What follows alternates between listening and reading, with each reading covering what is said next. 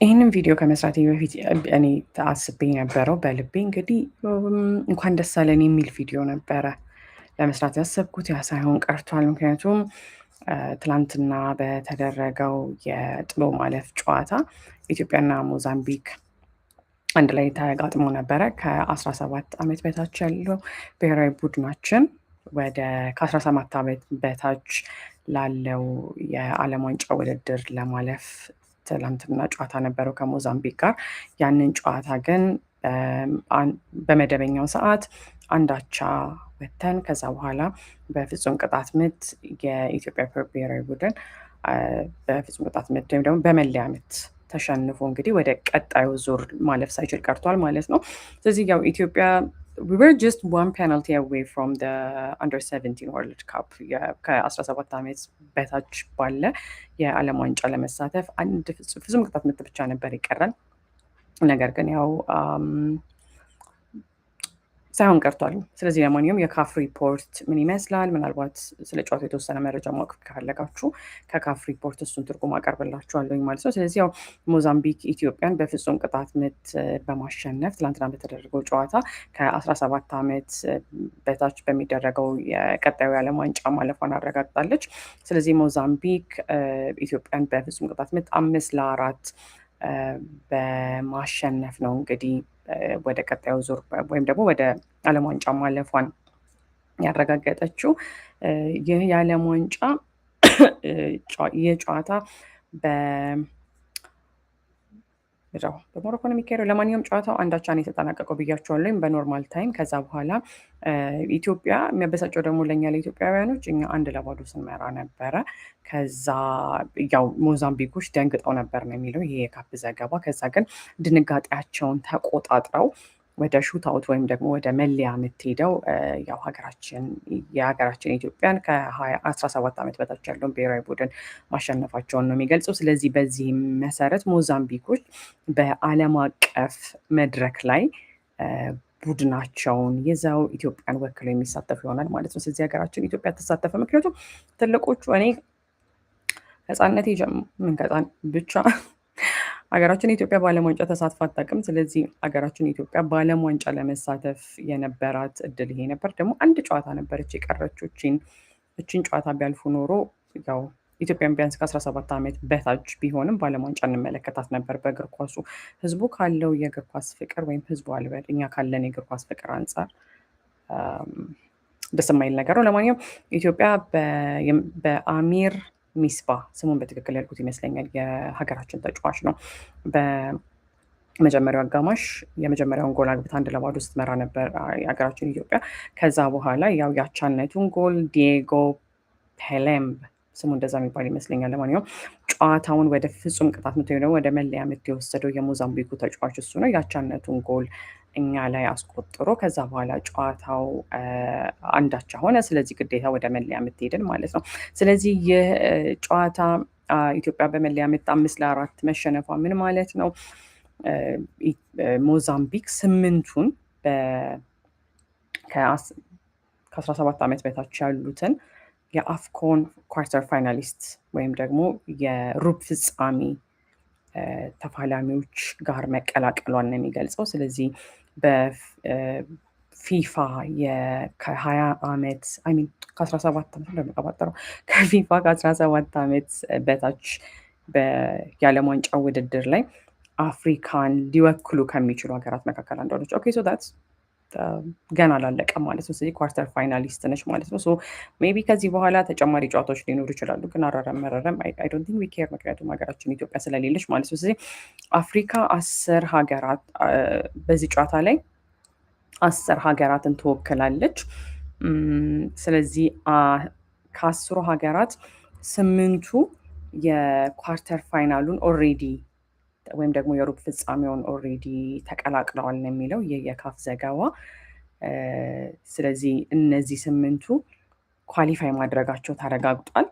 እናም ኦኬ 8ቱ ተረጋግጦ ስለዚህ ትላንትና ኢትዮጵያ የተጫወተችው ከ8ቱ ቡድኖች መካከል 2ቱ ቡድኖች እንዲመረጡ ነው ማለት ነው። ስለዚህ 2 ኳሊፋየርስ ኢትዮጵያ፣ ሞዛምቢክ፣ ኡጋንዳ እና ጋና እነዚህ 4 ሀገራት ሁለተኛ እድል ነበር የተሰጠን። ስለዚህ ይሄ ጥሎ ማለፉን ብናልፍ ኖሮ ቀጥታ እናልፋለን ማለት ነው። እናልፍ ነበረ፣ የዓለም ዋንጫ ተሳታፊ እንሆን ነበረ። ስለዚህ ያው በድጋሚ ይህ የካፍ ሪፖርት ኢትዮጵያ ጨዋታውን በጠንካራ ሁኔታ ነበር የጀመረችው። በ16ኛው ደቂቃ የመጀመሪያውን ጎል አግብታ 1-0 መምራት ችላ ነበር ነው የሚለን። ስለዚህ ቅድም እንዳልኳችሁ አሚር ሚስባ ነበረ በ16ኛው ደቂቃ የኢትዮጵያን የመጀመሪያ ጎል ያስቆጠረው።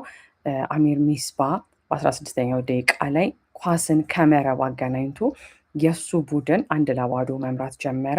ከዛ ያው ይህ ጎል ለኢትዮጵያውያን ትልቅ ስኬት ነበረ በማለት ነው የገለጸው። ምክንያቱም ከቱኒዚያ ጋር በነበራቸው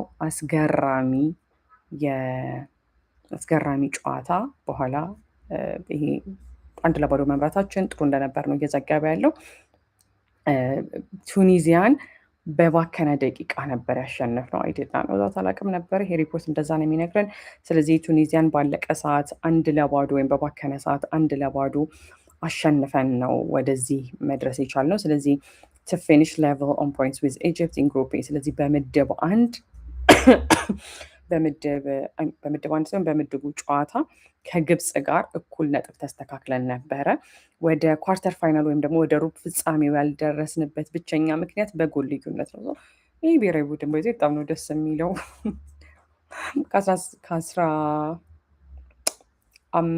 ከ17 ዓመት በታች ያሉት ቡድኖቻችን ደስ ይላሉ ባይነኝ። ስለዚህ ለማንኛውም ከግብፅ ጋር ምክንያቱም በኩል ነጥብ ነበር የነበርነው፣ ብቸኛ ቀጥታ ወደ ሩብ ፍጻሜው ያላለፍነው እንግዲህ እንደዚህ እንደ ካፍ ዘገባ ከሆነ በጎል ልዩነት ነው በማለት ነው እንግዲህ እየዘገበ ያለው። ከዛ በኋላ ሞዛምቢኮች ግን ለመበገር ፈቃደኛ አልነበሩም ነው የሚለው የዘገባ። ሞዛምቢክ however refused to let the match drift away። ሞዛምቢኮች ጨዋታው እንዲያመልጣቸው ፈቃደኛ አልነበሩም ነው የሚለው። በዛ ምክንያት ነው እንግዲህ በመደበኛው ጨዋታቻ ሆነን ከዛ በኋላ 5-4 በመለያ ምት የተሸነፍነው።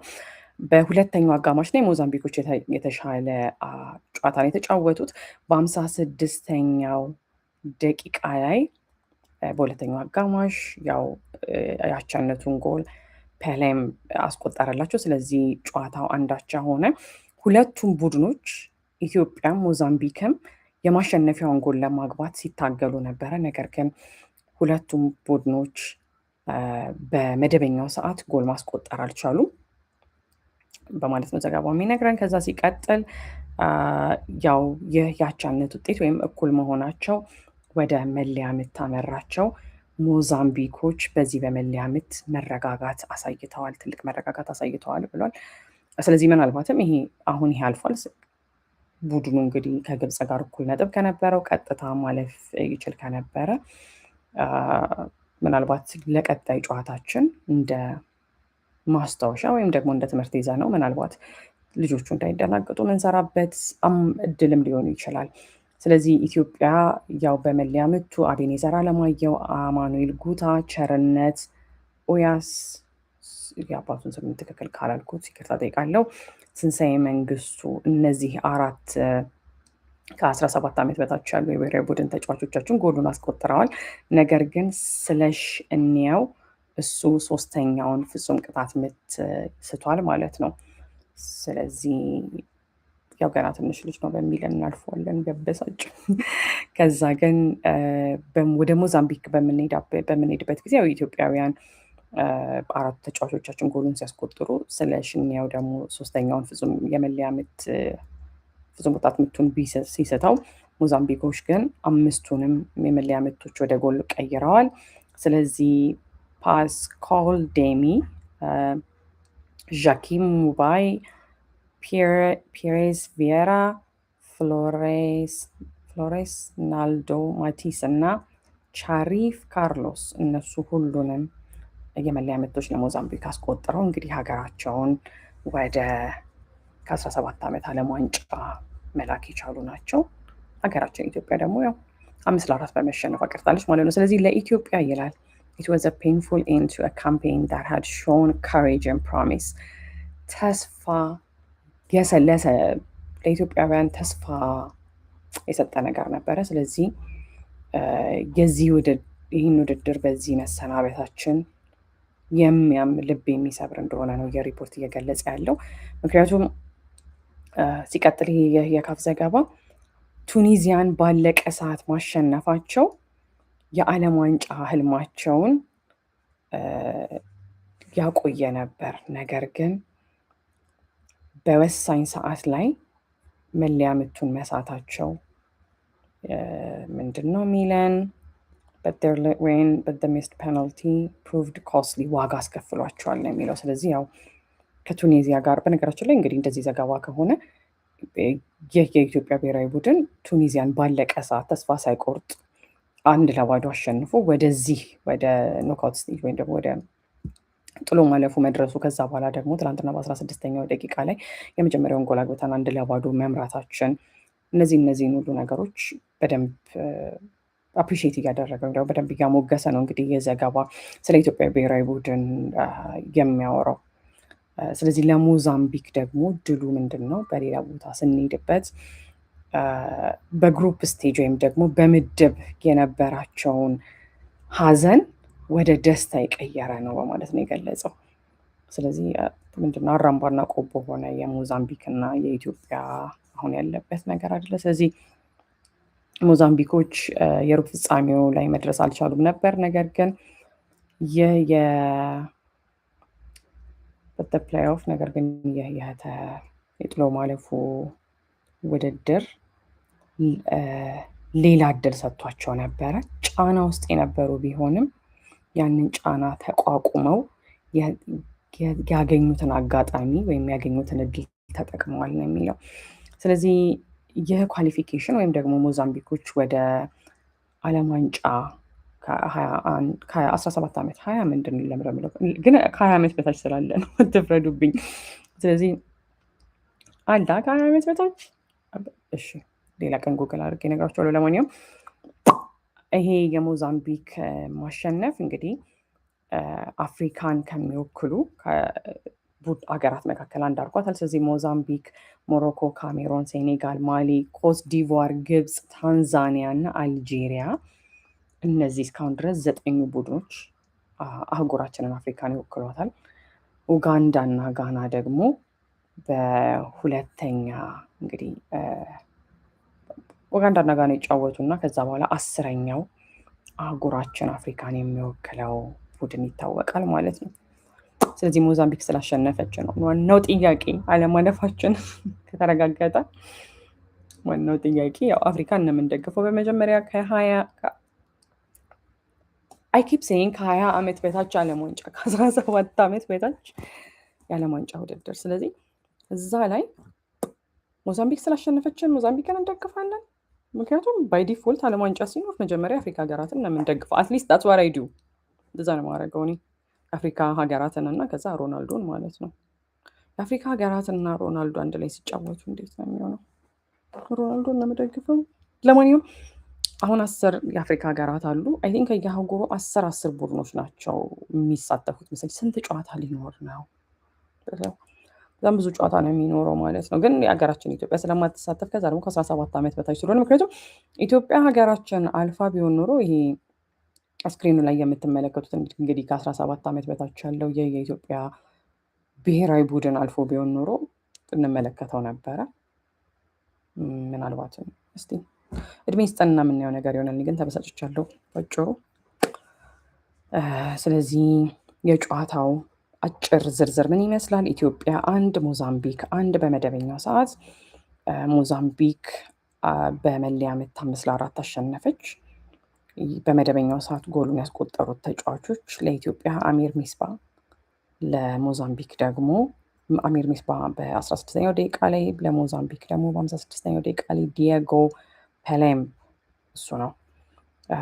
ስለዚህ ውድድሩ ምንድን ነው የሚባለው? ቶታል ኤነርጂስ ካፍ አንደር 17 አፍሪካን ካፕ ኦፍ ኔሽንስ ሞሮኮ 2026 ፕሌይኦፍ። ስለዚህ ሞሮኮ ላይ የተካሄደ የማጣሪያ ጨዋታ ነበረ። ጨዋታው የተካሄደው ትናንትና ነበር። ስለዚህ የዚህ ውጤቱ ምንድን ነው? አውትካሙ ምንድን ነው? ሞዛምቢክ ወደ ፊፋ ከ17 ዓመት በታች የዓለም ዋንጫ ውድድር አልፋለች። ሀገራችን ኢትዮጵያ አላለፈችም። ጀስት ኢማጅና ኢትዮጵያ አልፋ ቢሆን ኖሮ። የዛሬው ቪዲዮ ይህንን ይመስላል። እንደወደዳችሁ ተስፋ አደርጋለሁ። አልልም ሀገራችን ኢትዮጵያ ስለወደቀች በቀጣይ ቪዲዮ ስሰራ ሀገራችን ኢትዮጵያ አልፋ እልልልል እያልን የምናይበት ያርግልን። እስኪ መልካም ቀን ይሆንላችሁ። መልካም ሰንበት። ቻው። ደህና ዋሉ። ይህ ነገ ሰው ይበላል።